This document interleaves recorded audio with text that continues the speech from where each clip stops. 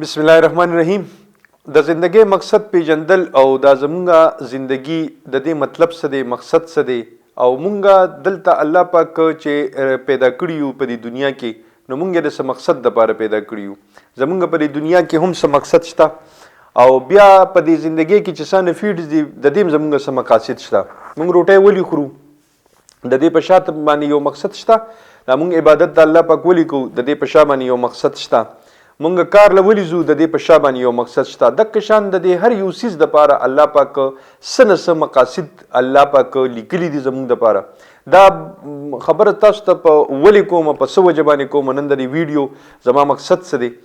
زما د دې ویډیو مقصد نن دا دی چې نن ما نه زما یو سټوډنټ تپوس وکړو چې سر زه ما دا یو کورس کړی، دا یو کورس کړی، دا کړی دی، او دې نه پس اوس زه څه وکړم. ما ورته وی عجیبه خبره ده، تا ځان دپاره چې دا دونه کورسونو سوچ کولو، نو چې د دې کورسونو سوچ دې کولو تا ما نه تپوس کړو. په کار دا وه چې تا کله دا کورسونه کول، نو هغه وخت کې به تا د دې دپاره څه پلانینګ کړي که نه. نو ما ورته ویلې چې کله تا دا پلانینګ کولو، نو دې پلانینګ کې ستا هغه د فیوچر والا پلانینګ شامل وي نه. سر والله دې نه خو نو خبر. زه چې کله د خپل ویډیوز کوم، په هغې کې تاسو ته اکثر له دا بعض گزارشات اکدمه په هغې کې زه هم دقه خبره کوم. زما مقصد د خبرې همدغه وي چې تاسو ځان دپاره یو مقصد کېدی، هغه که هر څه وي. زمونږ یو ټیچر و، نوم مې هم تاسو ته واخلم، ناصر علي سید صاحب. هغې به یو خبره کوله، هغې به وی هر څه کوئ، که هر یو فیلډ ته ځئ، خو کمال پکې حاصل کړئ. دا ډېره قیمتي خبره دی جي. هغې به وی کم سیزم چې کوئ په هغې کې کمال حاصل کړئ. تاسو ته زه هم دقه خبره کوم چې کم یو سیزم کوئ کمال پکې حاصل کړئ.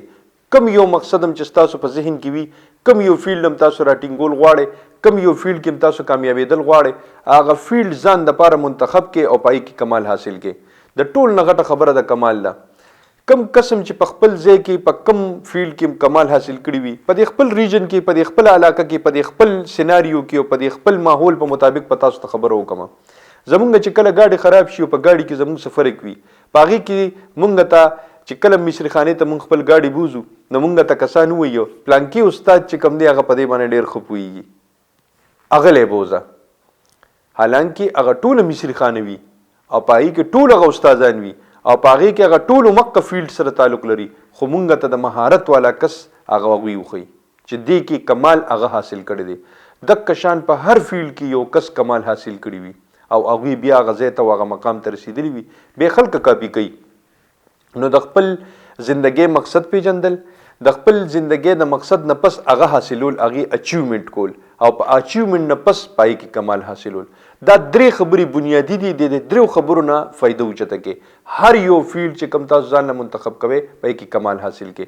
کله چې تاسو کمال حاصل کو، انشاءالله په هغه فیلډ کې به تاسو بیا مستند یې، خلک به ستاسو تپوس کوي، خلک به ستاسو په نوم باندې غواړي چې را د پلانکي کس له ورشئ، دا پکې ماهر دی او د پکې کمال حاصل کړی دی. خوشحال او بریالي اوسئ. د لوی الله په امان.